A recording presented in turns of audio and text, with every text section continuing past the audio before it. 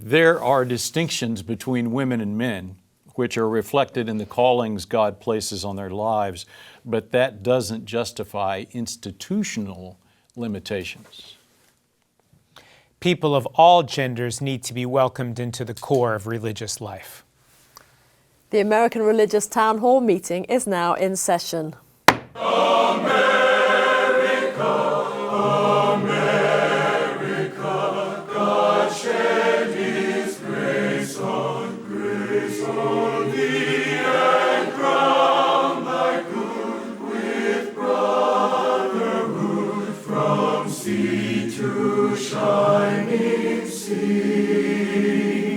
Welcome, friends, to the American Religious Town Hall meeting, where the discussion of religious, political, and social issues is meant to promote the cause of religious freedom and to help us better understand each other. And now, here is your host and moderator. Welcome, viewers. Thank you very much for joining us today. We have an important conversation on a very important day. My name is Andrea Luxton. I am the president of Andrews University in Michigan, and I am today's moderator. I'd like you now to meet our panelists for today. Hi, I'm Tom Plumley. I'm the senior minister at First Christian Church, Fort Worth, Texas. We're a part of the Christian Church Disciples of Christ. Hi, I'm Dan Levin. I'm blessed to serve as senior rabbi at Temple Bethel in Boca Raton, Florida. My name is Mel Robeck. I am an Assemblies of God minister who teaches at Fuller Theological Seminary in Pasadena, California, in the field of church history and ecumenics, and I serve as special assistant to the president for ecumenical relations. Thank you. And now to today's topic. It's Mother's Day, and first of all, we wish every woman in our audience the richest of God's divine blessings. And our program today is a discussion of the place women held and hold within the various religious traditions represented here. We come from a wide variety of places on issues regarding women.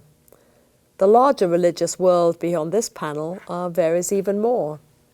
The world and the histories out of which the various religions of the world come was almost entirely patriarchal.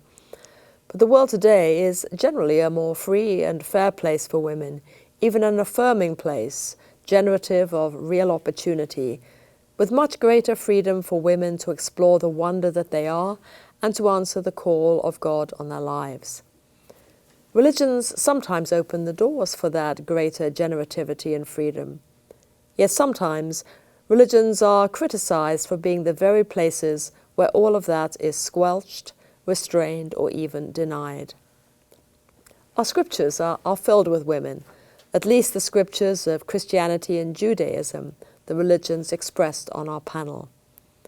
In the Hebrew scriptures, there are the prophet Miriam, Deborah the judge, Queen Esther, and Huldah, to name only four who are in some way seers or speakers for God. The first story of creation speaks of male and female, created together and all being the image of God. Christian scripture includes those things and those women and adds that in Christ distinctions among us go away and all are made one. It includes stories of women being elevated and being leaders, along with writings which seem to limit women or at least define a different space for their leadership.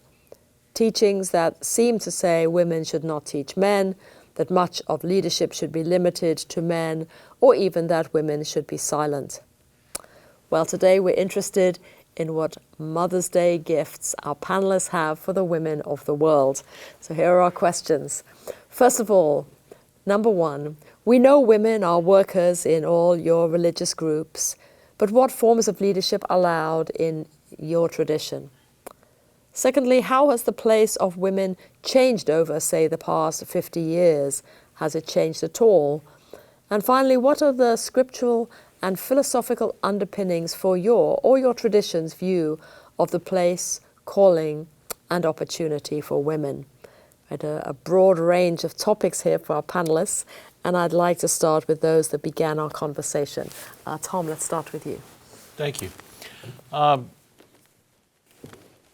I think that it's important to realize the distinctions between men and women. but I think those are, I won't say unimportant, but far less important when it comes to making decisions about leadership, for instance, within a church body. We disciples have been ordaining women since the 1880s, I believe. We haven't always been able to find jobs for them when they were ordained, but we nevertheless believe that the church is the place where God's image is to be called forth.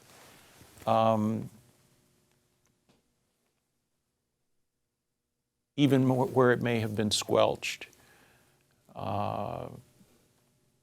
by other parts of society or in the past in the church.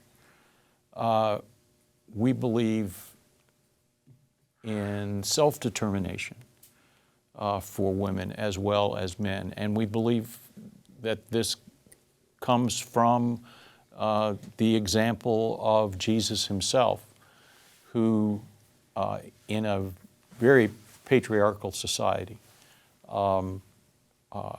seemed to elevate women, including them as in his stories, including them in his group that followed him around, that were the people that were closest to him, his disciples. There's a wonderful story about Jesus' visit to the home of two sisters in Bethany, outside of Jerusalem. Very famous story that Christians have been told for a long time, about Jesus visiting the home of Mary and Martha. And Martha is busy doing the women's work, busy doing the stuff that makes it possible for everybody else to be there, providing food and getting all that ready and making sure the house is in order and so forth. While the other sister, Mary, is sitting at Jesus' feet learning. And Martha comes and scolds the sister, and Jesus takes the side of the sister who is learning. And we take that, I take that, as a supreme example of the way Jesus, again, in this very patriarchal society where women were not even second-class citizens in some ways, Jesus went out of his way to make it clear that women are called by God, and that calling should be recognized. And that's why I believe that for institutions like churches to set limitations on anybody's calling from God is wrong, and that women should be allowed in all positions of leadership. Thank you. Rabbi. So happy Mother's Day to everybody. In Jewish tradition, actually, there's 12 Mother's Days in the course of the year, not just one. There was a custom that on the first day of the month, on what we call in Hebrew Rosh Chodesh, or the beginning of the month, that women were given a day off to be celebrated. It was sort of in keeping with the recognition of the monthly cycle. So happy Mother's Day to everybody. If you only get one day a year, but for those who get more, you should take advantage of it. in the opening statement that you made, you talked about the passage from the first chapter in Genesis where it says, male and female, God created them. There's a midrash, a rabbinic story, that they try to understand what that means. Male and female, God created them, and they teach that the original creature, that first human creature, they say actually was androgynous with two faces, a male face and a female face, looking in all directions. But then in order to fashion one individual, God had to kind of saw them in half so that there would be male and female. And what did that create for us? A back. That the first creature didn't have a back, which means that the first thing that was created when human beings were split into individuals was ignorance. Because there's that whole part of us that we can't see and that we can't know. And so it's been, I think, the impoverishment of our culture where for millennia women were relegated to the periphery of society and only men dominated the core. In Exodus 19, when God is preparing to speak to everybody, Moses gets it wrong. He says to them, be ready for the third day, don't go near a woman. Well, obviously he's not speaking to the women, right? He's missing the way in which it was commanded to speak to all of the children of Israel together, and yet he only speaks to the men, and the people respond by silence. In all the other passages in Exodus 19, there's a passage where Moses gives a response and the people give a response to him, and Moses in this case gives a response and there's no response from the people because they intuitively know in that moment that women were supposed to be in the core. Judith Plaskow, who wrote the first comprehensive Jewish feminist theology, which was only published in the 1990s, really talked about how we needed to bring in women's voices that are absent in the text and that are absent in our society. Last year we celebrated the 50th anniversary of women in the rabbinate, and I can tell you in the 50 years where women have occupied the pulpit in Reform congregations and in the years that conservative congregations did that too, the richness of what it is to live a Jewish life is so greatly expanded because the things of which we were ignorant for so many centuries are now being brought into our discourse, into our awareness. And that's really, I think, enriching not only life in the Jewish community, but I think, as you mentioned, in other religious communities that are having the same realization of the important role women play in religious life. Thank you. I want to add my congratulations to women who are mothers today, but I also need to expand that a little bit because I know there are a lot of women who are motherless. They have not had the ability to have children, or they have chosen not to have children, and they feel like they're left out on a day like this. In reality, they can fulfill an incredibly important part of what it means to be a mother. I can tell you this, that the people that have made the most contribution to my spiritual life through the years have always been women. Sometimes single women, sometimes older women, but women who could have children or women who could not. And I do think that they are mothers in the Lord one way or another. And I want to affirm that. I want to argue that that's an important role to play as a spiritual mother. You know, mothers, and I think of my own mother here, she was very helpful in spiritual formation. She was very helpful in social formation, stand up, look people in the eye, shake with a firm hand, you know, those kinds of things. Musical formation, you know, all of us boys, and I had 4 brothers, and we all had to play an instrument. We had to learn how to sing. We had to be in public to do those kinds of things. And husband formation, I must say, my wife loves my mother, not because of the fact that she had me, but because she taught us. We had to learn how to sew, we had to learn how to cook, we had to learn how to type, and we had to learn how to play a musical instrument, and we had to learn how to take care of babies. Well, that's a great, what does a woman have to do? I mean, you know, it's pretty simple in our house, and we taught our kids the same way. They're all boys, by the way, and their wives love them as a result of this kind of care. But when it comes to the spiritual things and the church in particular, I would say we Pentecostals have been ahead of most churches. Now, I wouldn't say that for disciples, but I would say what we do is we take from the text of Joel chapter 2, verses 28 and 29, and again in Acts chapter 2, when Peter stands before the people there and explains what's going on, he says, this is that. God has promised that His Spirit will be poured out on all flesh, old and young, men and women, free and servants and so forth. It'll be done. And so we look at that and say, well, that means everybody, men and women, have the spiritual ability because God gives them the Holy Spirit in which to work. I would say we haven't been fully consistent. There are some Pentecostal churches, such as the Assemblies of God, which has ordained women for decades. My mother was licensed in 1941. She could have been ordained. She was invited to be ordained, and she says, no, I'm just going to work in the local district and the local church. Ordination doesn't mean anything to me. I can do what I need to do as a licensed minister.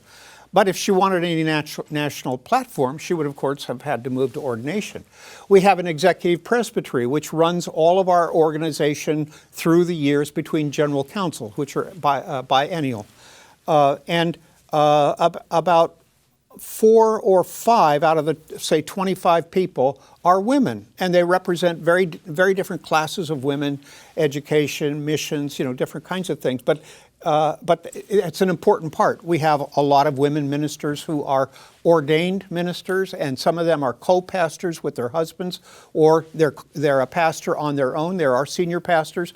But agreed, it is difficult sometimes to find them jobs.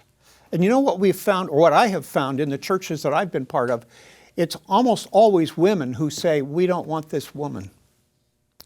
And whether it's a threat or whether it's a concern about they will lose their kind of special place as a woman within the congregation or something, I don't know. All I know is it's very difficult. And I would say that the women's movement in the 1950s, 60s, and especially in the 70s and following, has done a lot for bringing equality for women in other institutional structures, religious institutional structures. And I would say all you have to do is look at seminary admissions. When I went to seminary in 1970 to 73, there were about 100 people in my class. 3 or 4 of them were women. Today, better than 50% are women. So, God calls, people respond, and it's up to the church to find a place to let them work.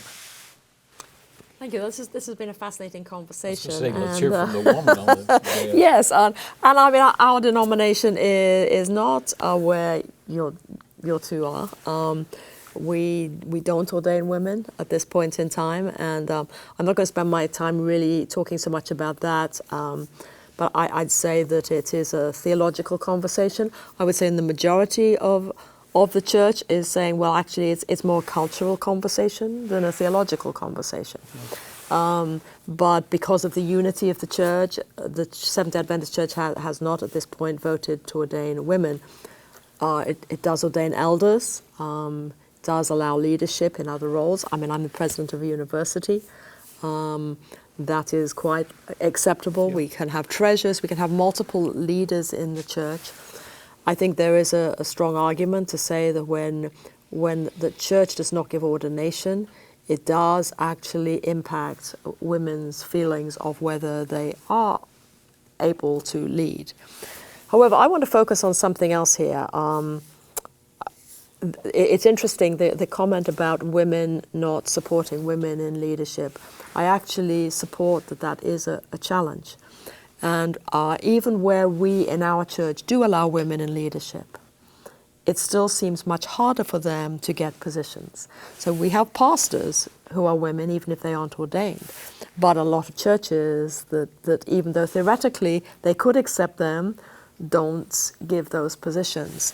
And so you get a disjuncture that even where you have capable women, you don't necessarily have an easy reception within congregations of different types for various reasons. I'm a firm believer that if God gives us talents and gifts, then He expects us to use those gifts. And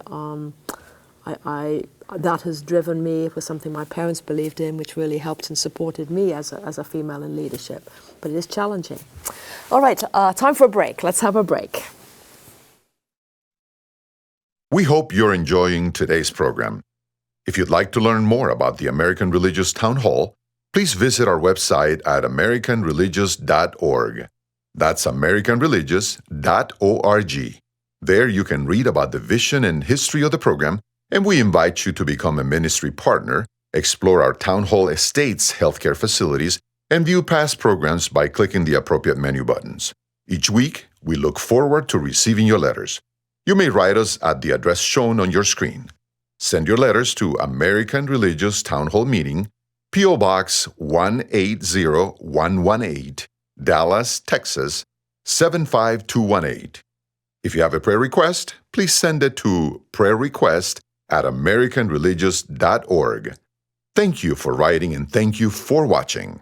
Now, back to today's closing statements. Thank you all very much for coming back to us. We've had a very interesting conversation so far. And now a few final statements. Tom.